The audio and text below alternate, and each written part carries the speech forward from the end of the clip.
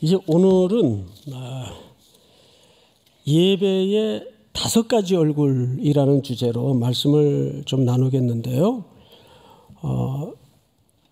우리가 얼굴을 형성하는데도 기본적인 몇 가지 요소가 있죠. 눈썹, 눈, 코, 입, 귀, 이렇게 요인들이 모아져서 얼굴을 형성하게 됩니다. 마찬가지로 그런 개념을 좀 인용해서 예배에는 5가지 표정이 담아져 있습니다. 뭐 정의하자면 그렇다는 거죠. 훨씬 넘어서서 그 이후의 개념까지 보태면 더 많은 가치나 의미들이 담아져 있겠지만, 우리가 지금 요한계시록을 쭉 강해를 하면서 2가지의 유념을 하게 됩니다. 자연적으로. 첫째, 요한계시록은 무서운 책인 줄 알았는데 절대 무서운 책이 아니고 오히려 우리에게 오늘을 살아낼 희망과 격려와 도전을 주는 책이구나. 또 하나는 요한계시록은 저 먼 훗날 되어질 일만 빼곡히 기록한 줄 알았는데 요한계시록을 듣다 보니까 이것이 오늘을 살아낼, 오늘에 필요한 책이구나. 이렇게 2가지 의미를 우리가 보게 되었습니다. 그래서 오늘부터는 2-3주 또 그 이상도 될 수 있는데 가능하면 석주를 넘기지 않고 요한계시록에 나타난 예배의 의미에 대해서 좀 말씀을 나누겠는데요. 깜짝 놀란 게 요한계시록뿐만 아니라 성경을 이제 관통하다 보면 성경은 사실 전부 무슨 스토리인가 봤더니 예배 스토리입니다. 이스라엘 백성들이 포로로 끌려간 이유도 예배가 무너졌어요. 그리고 그들이 귀환해서 첫 번째 착수한 것도 예배를 회복하는 데 집중을 했습니다. 보면 이스라엘 백성들이 구원받고 나서 출애굽하고 나서 제일 먼저 배운 게 뭐죠? 예배를 배웁니다. 하나님께로부터. 그리고 요한계시록 22장에 가면 예배로 인류의 죄악되었던 역사가 완전히 회복이 됩니다. 특별히 요한계시록에는 그런 의미에서 8차례의 예배가 아주 상세하게 중요한 지점마다 소개를 합니다. 뭐 예를 들면 4장, 5장, 7장, 9장, 11장, 12장, 16장, 19장. 이 19장이 마지막 찬양과 마지막 경배가 소개된 오늘의 본문이 되겠습니다. 그만큼 이 요한계시록은 예배로 중요한 지점마다 우리에게 뭔가를 던져주고 있어요. 제가 지난주 제주 선교, 또 이번 주 영동 선교를 동행하면서 우리 청년들과 성도들에게 이런 질문을 던졌었습니다. 선교 왜 합니까? 똑같은 질문을 던지는 거죠. 선교 왜 합니까? 첫째 날 저녁에 물었던 질문이에요. 새벽 4시에들 그 이상 이전에 또는 밤을 홀딱 새워가면서 선교에 참여를 해요. 그러면 또 몇 시간씩 비행기 타고 버스 대절해서 장시간을 현장에 도착하면 준비하고 점검해야 될 일이 개인적으로 단체로 얼마나 많습니까? 그런데 반드시 첫째 날 저녁뿐만 아니라 다음 날 하루를 시작하는 첫 시간에도 꼭 성도들과 예배를 드렸습니다. 자, 그러면서 제가 질문했던 바가 뭐냐 하면, 여러분 선교 왜 합니까? 전도 왜 합니까? 왜 하죠?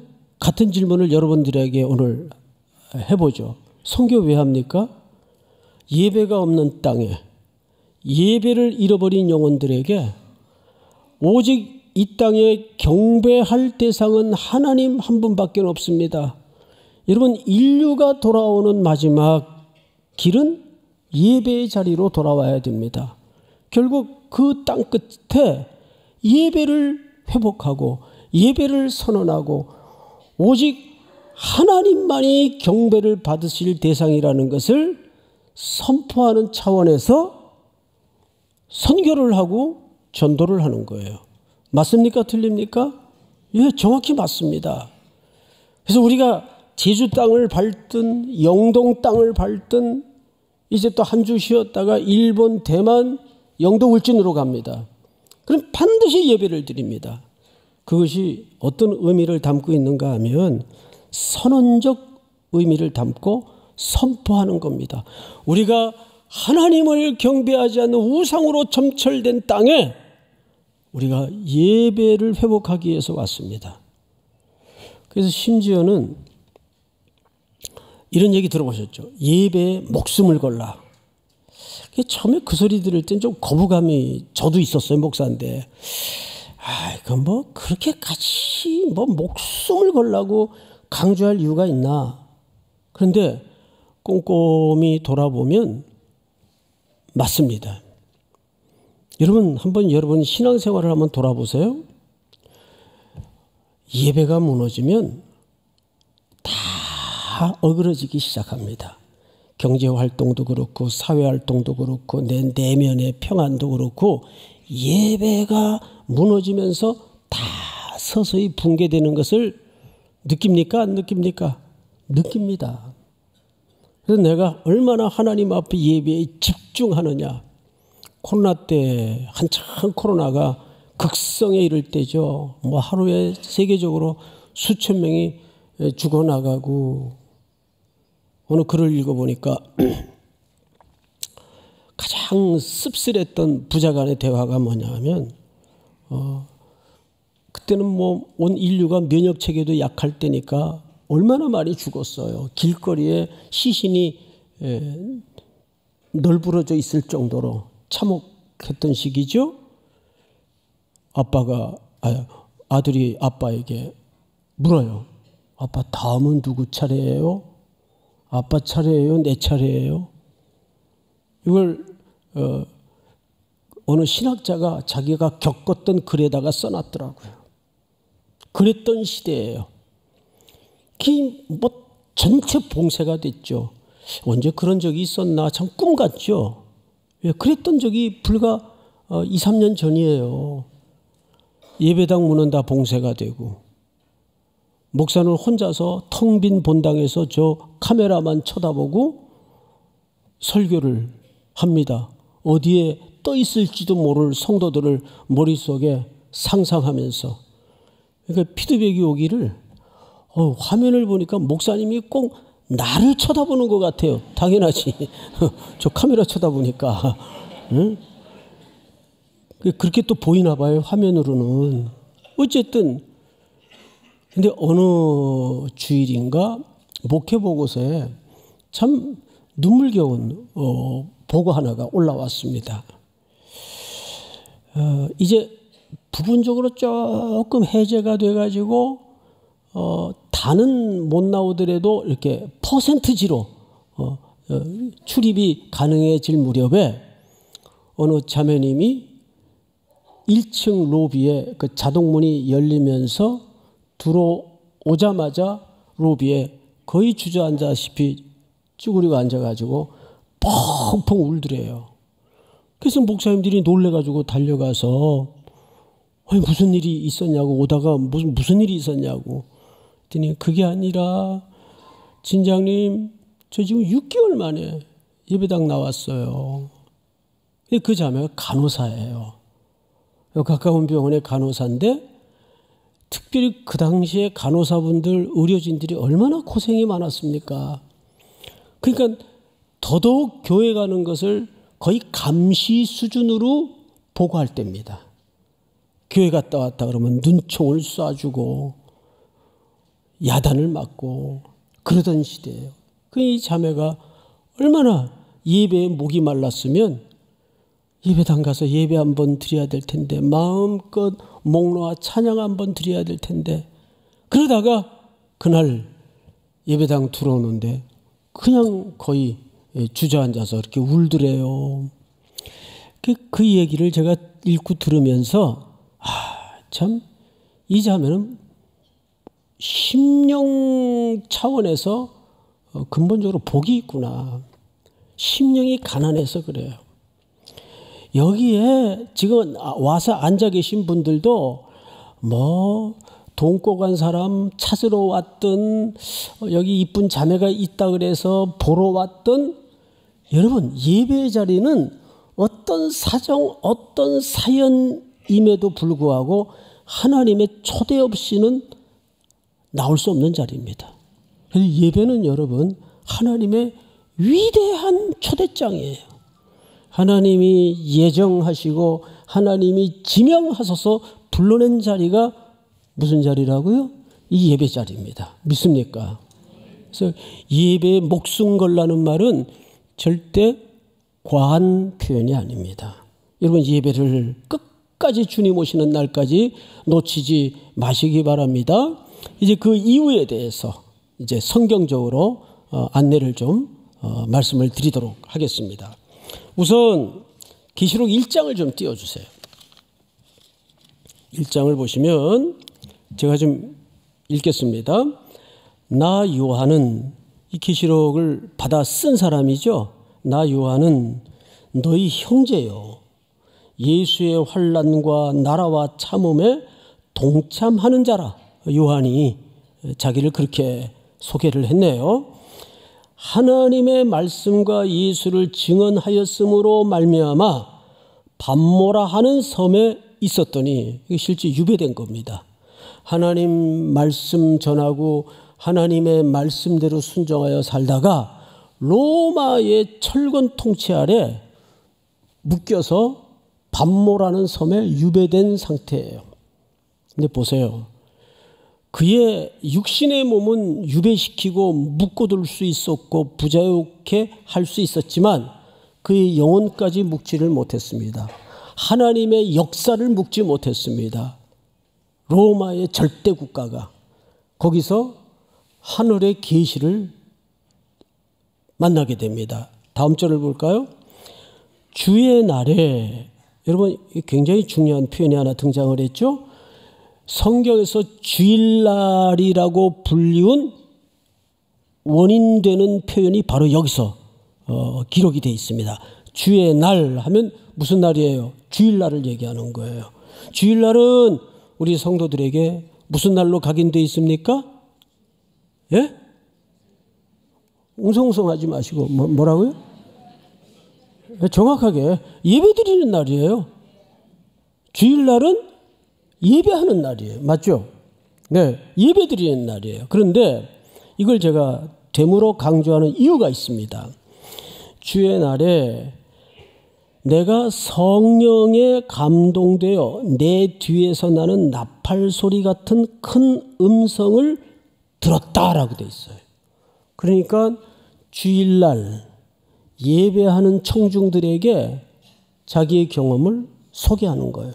내가 주일날 뭘 들었다는 거예요? 하나님의 큰 음성을 들었다는 겁니다. 그 모든 내용이 계시록의 내용이에요. 근데 이것이 얼마나 우리에겐 경이롭고 신비롭고 놀라운 사건인가 하면, 지금 이 글을 받아드는 독자들을 요한이 뭐라고 부르고 있죠? 너희 형제요, 예수의 환난과 나라와 참음에 동참하는 자. 지금 예배의 청중들에게 자기를 그렇게 소개하고 있습니다. 주일날 내가 하나님의 음성을 들었다. 근데 예배 드리는 주일날 이 백성들이 요한의 글을 계시록의 말씀을 통해서 듣고 있어요.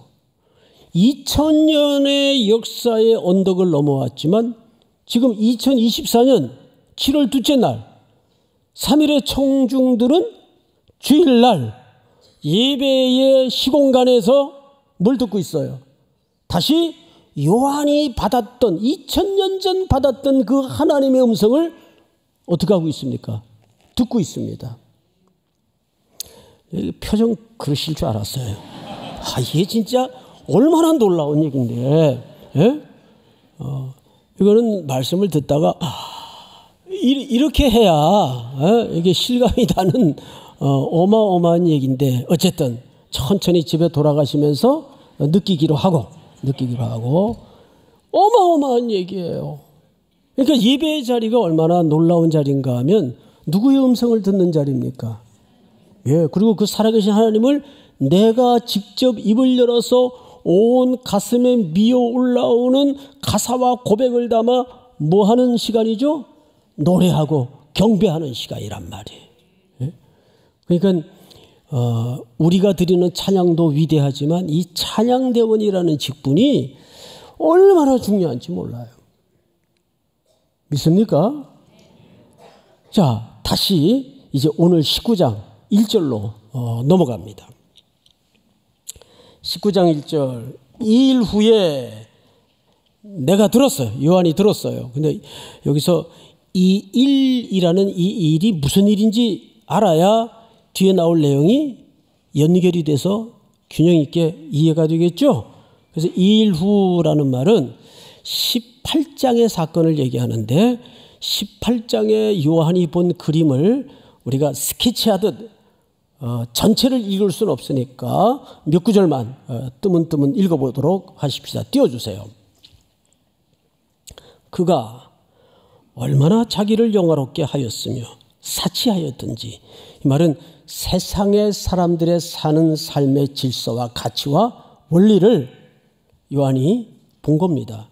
그가 얼마나 자기를 영화롭게 하였으며 사치하였든지 그만큼 고통과 애통함으로 갚아주라. 그가 마음에 말하기를 나는 여왕으로 앉은 자요 과부가 아니라 결단코 애통함을 당하지 아니하리라 하니, 세상 사람들의 그 자고하는 모습, 스스로 높이는 모습, 그리고 스스로를 안전하다고 스스로 속고 있는 모습, 이 땅에 하나님 없이 살아가는 사람들의 일반적인 삶의 가치, 질서, 원리들을 요한이 보고 있는 겁니다. 다음 절. 그와 함께 음행하고 사치하던 땅의 왕들이 그가 불타는 연기를 보고 위하여 울며 가슴을 치며, 나중에 이들의 종말이 이런 그림으로 결판 날 거라는 것을 보여주는 거죠. 다음 절. 등불 빛이 결코 다시 내 안에서 비치지 아니하고 흑암이 임한다 그 말이에요. 제일 무서운 게 뭐냐면 껌껌해지는 건, 내 지혜도 껌껌해지고 삶도 어두워지고 네 안에서 비치지 아니하고 신랑과 신부의 음성이 결코 다시 네 안에서 들리지 아니하리로다. 여러분, 신랑과 신부의 음성이 결코 내 안에서 들리지 않는다는 말은 이 땅에 이제 쇠락해가고 몰락해가는 상황을 이렇게 그려내고 있습니다.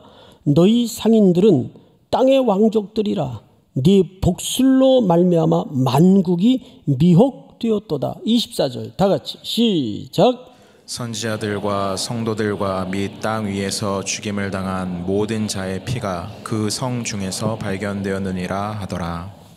24절은 그 가운데 살아내야 됐던 삶을 살면서 예수의 증언으로 살다가 숨져간, 박해와 고난 속에 죽어간 성도들의 모습을 반대로 그려내고 있습니다. 2일 후에 그 뜻이에요. 오늘 19장 1절이 2일 후에 봅시다. 내가 들으니 하늘에 허다한 무리의 큰 음성 같은 것이 있어 이르되, 그게 뭐 음성을 듣게 돼요. 이 일이 보여진 이후에 요한이 큰 음성을 하나 들었어요. 근데 노랫소리예요. 두 가지 가사를 1절, 2절을 담아내고 있는데 볼까요? 할렐루야, 구원과 영광과 능력이 우리 하나님께 있도다. 이게 첫 절이에요. 구원과 능력과 영광이 우리 하나님께 있도다. 하나님을 높이는 찬송의 가사가 담아져 외쳐집니다. 그리고 2절을 보니까 그의 심판은 참되고 의로운지라 음행으로 땅을 더럽게 한 큰 음녀를 심판하사 자기 종들의 피를 그 음녀의 손에 어떻게 하셨어요? 갚으셨도다. 여러분, 하나님은 침묵하시는 것 같고 때로는 부재하신 것 같아도 하나님은 반드시 임재하셔서 성도들의 죽음, 억울한 세월, 모진 시간들에 대해서 보응하시고 갚아주시는 하나님이심을 믿으시기 바랍니다. 이건 저의 격려가 아니라 성경의 약속이에요. 그래서 이 백성들이 두 가지를 소리쳐 노래하는 겁니다. 그 결말을 바라보면서. 첫째는 모든 구원과 영광과 능력이 하나님께 있었습니다. 그러니까 최종적 승리의 결말을 본 거예요, 못 본 거예요? 보았죠.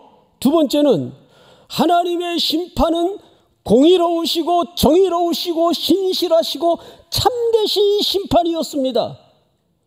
그러니까 이 말을 우리 흔히 자주 하는 얘기로 하나님이 오르셨습니다.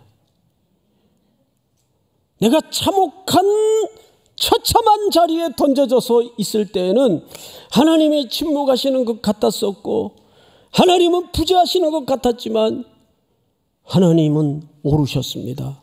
의로우셨습니다. 참되셨습니다.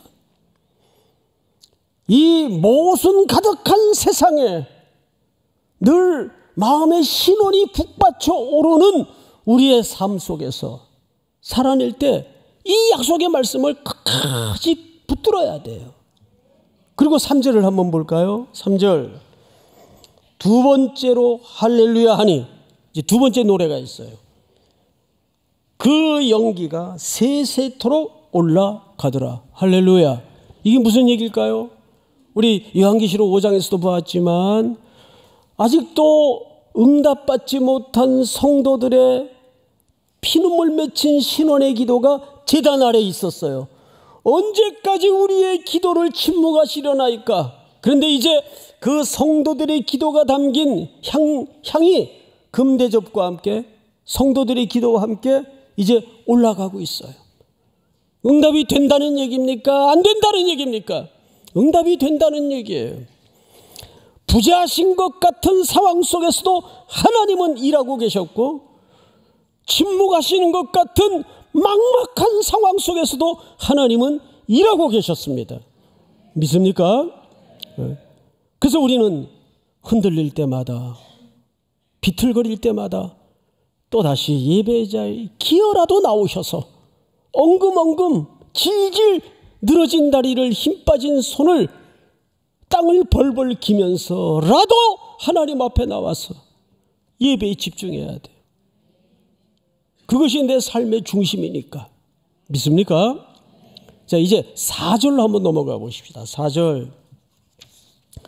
어떤 일이 벌어지는가? 또 24장로와 네 생물이 엎드려 보좌에 앉으신 하나님께 경배하여 이르되 아멘 할렐루야 하니 천상의 존재들이 성도들의 찬양에 뭘 하고 있는 거예요?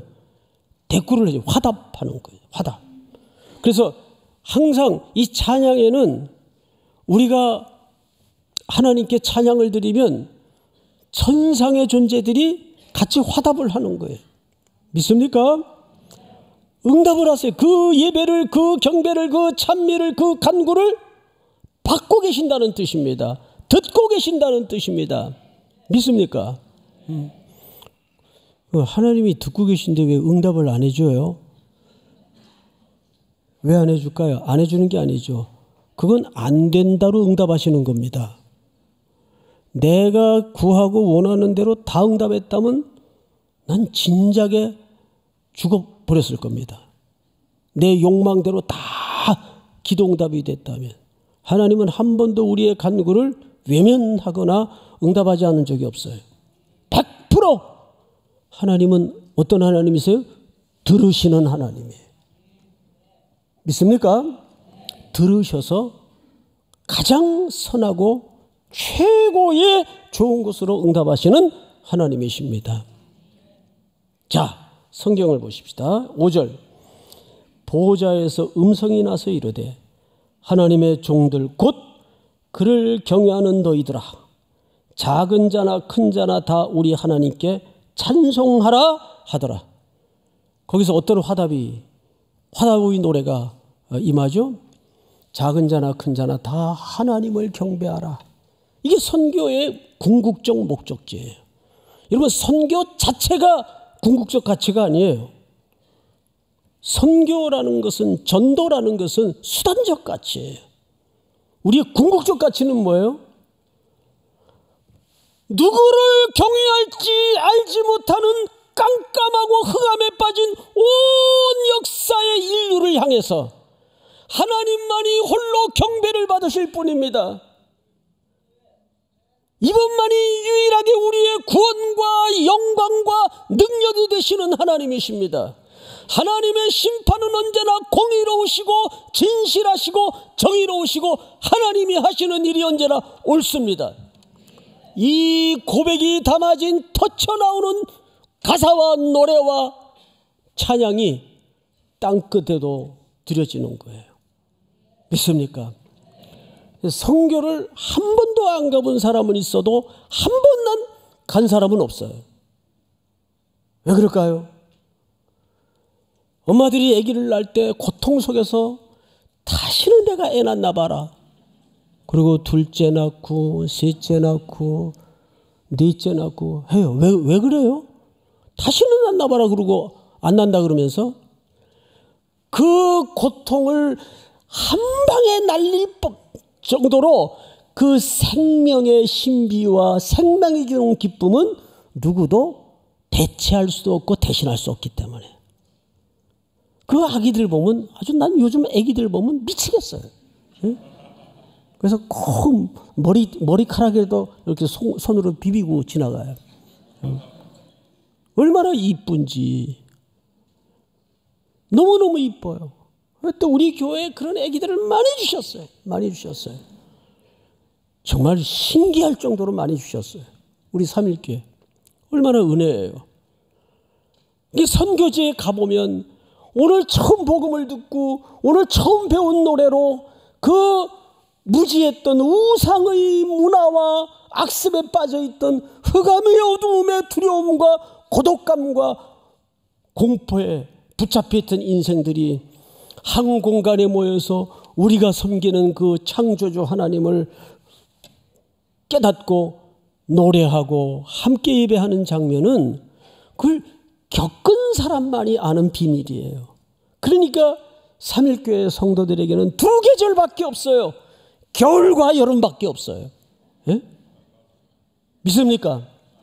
그리고 또 다음 계절이 오면 목류병 환자들처럼 캐리어 가방 들고 나오는 거예요. 이게 뭘까요? 저는요 가서 이번에 제주에도 1,100명이 왔더라고요. 우리 청년들하고 성도들이. 지금 영동에도 보니까 900몇 명이 갔어요. 거기엔 또 우리 서울역 사랑나눔본부 팀들하고 또 대만에서 온 104명의 형제자매들이 같이 지금 사역을 하고 있어요. 장관이에요. 장관이에요. 그들이 다 하나님을 경배하는 모습을 볼 때 그 감격이 살만한 이유를 던지는 거죠. 믿습니까? 생명을 보는 기쁨이에요. 자, 시간이 많지 않으니까 우리 이제 마무리 하십시다. 마지막으로 6절 우리 다 같이 한번 읽어볼까요? 시작. 또 내가 들으니 허다한 무리의 음성과도 같고 많은 물소리와도 같고 큰 우레소리와도 같은 소리로 이르되 할렐루야 주 우리 하나님 곧 전능하신 이가 통치하시도다. 전능하신 이가 뭐 하시도다? 이 통치하다라는 말은 굉장히 좀 이렇게 아주 강한 표현을 썼는데 여러분 제일 잘하는 표현 속에 우리 그 찬송가 390장에 보면 이런 가사가 있어요. 제가 이거를 좀 제주 선교 가서 우리 일청 우리 파릇파릇한 청년들하고 좀 부르려고 이 가사를 불러주면서 아냐 그랬더니 싸해요 분위기가. 이런 가사가 있어요. 예수가 거느리시니 즐겁고 평안하구나. 할렐루야. 나는 따라 나올 줄 알았어요. 응? 몰라요? 아시죠? 여러분들이 일청은 아니잖아요, 그래도. 이게 얼마나 좋은 찬송인지 아세요? 이 거느려 주신다는 말은 우리의 whole life, 전체 인생을 보호하시고 이끌어 주시고 안연해 주신다 그 말이에요. 그게 통치라는 말입니다. 조금 이렇게 거칠다기보다는 좀 딱딱한 표현을 쓰긴 했는데, 예수가 통치하신다, 하나님이 통치하신다는 말은 하나님이 거느려 주신다는 뜻입니다. 오늘 돌아가시는 길에 푸사를 다 바꾸세요. 거느려 주시는 하나님. 푸사는 매주일 바뀌어야 돼. 매주일 은혜 받은 대로 푸사가 바뀌어져야 돼. 할렐루야. 자, 이제 마지막으로 오늘 본문을 보십시다. 9절. 천사가 내게 말하기를 기록하라. 어린 양의 혼인잔치에 청함을 받은 자들은 복이 있도다 하고 또 내게 말해야 돼. 이것은 하나님의 참되신 말씀이라 하기로. 10절 전체가 한번 같이 읽겠습니다. 시작. 내가 그 발 앞에 엎드려 경배하려 하니 그가 나에게 말하기를 나는 너와 및 예수의 증언을 받은 내 형제들과 같이 된 종이니 삼가 그리하지 말고 오직 하나님께 경배하라. 예수의 증언은 예언의 영이라 하더라. 네, 하나님께 경배하라, 오직 하나님께 경배하라 해놓고 마지막 문장을 보니까 이렇게 끝이 났죠. 예수의 증언은 무슨 영이라? 예언의 영이라 하더라. 그러니까 여러분, 이 말은 선교적 언어입니다. 예배는 결국 선교적 예배가 돼야 되는 이유는 내가 세상을 향해서 가장 확고하게 내 정체성을 선포하고 선언하는 일은 따라서 합니다. 나는 예배자입니다. 저기 오늘 어디가 퇴근하고 이게 어디 좀 가요? 이러지 말란 말이에요. 네? 수요일 날 예배가 있습니다. 믿습니까? 분명히 하세요. 분명히. 식사할 때도 슬그머니 고개 숙인 저 이거 저 쪼잔하게 이러지 말고 그냥 카톨릭 신부들 내가 저기 휴게실에서 그 고속도로 휴게실에서 가만히 봤어요. 그랬더니 시작할 때 성부 성자 성령 기도하고 다 먹고 나서 맛있게 먹었습니다. 성부 성령 기도하더라고요. 우린 두 번은 못해도 한 번은 제대로 해야 될 거 아니에요. 한 번은. 그게 뭐예요? 예배자로서의 선언입니다. 우리의 전 인생은 길게 보면 예배의 삶을 살고 있는 거예요. 사도 바울이 그 얘기를 하잖아요. 관제와 같이 벌써 내가 부음이 되고 나의 떠날 기약이 가까웠다. 거기 관제라는 말은 희생 제사를 얘기하는 거거든요. 자기의 다메섹 언덕에서부터의 이제 죽음을 얼마 앞둔 이 시점까지 자기의 일생을 긴 제사로 이해를 했습니다. 부음이 됐다라는 말은 이제 마지막 순서인데 이제 이 제사가 끝날 때가 됐습니다. 떠나다라는 말을 표현했어요. 이 디파처라는 얘기입니다. 죽음을 얘기하는 게 아니에요. 나는 이제 이 고단한 이 땅의 삶을 마치고 아버지 집으로 갑니다. 얼마나 사모했던 시간입니까? 아버지 집으로 갑니다. 그래서 계시록 마지막 말씀이 뭘로 끝나요? 따라서 합니다. 아멘. 주 예수여 오시옵소서. 그럼 그 사모함을 가지고 삽니까? 예배자로? 벌써 오시면 안 되는데. 즐길 게 더 많은데 되겠어요? 아멘. 주 예수여 오시옵소서. 믿습니까? 그래서 우리 어머니 묘비 밑에다가 그 계시록 말씀을 써놨어요. 아멘. 주 예수여 오시옵소서. 어머님이 잠들 때마다 하셨던 말씀이에요. 내일 날이 밝지 않았으면 좋겠다. 주님 빨리 오셨으면 좋겠다. 평생의 소원이셨어요. 신음 속에 신음 반 그 고백을 반으로 매일 사셨던 기억이 있어요. 신부가 신랑을 사모해야죠. 그런 의미에서 이 우주 공간과 인생의 시간과 인생의 역사는 예배의 공간입니다. 믿습니까? 이 온 우주는 하나님의 예배당이에요. 빠른 이 땅은 하나님의 발등상입니다. 시편 기자들의 고백 아니에요. 우리 다 일어나셔서 우리 79장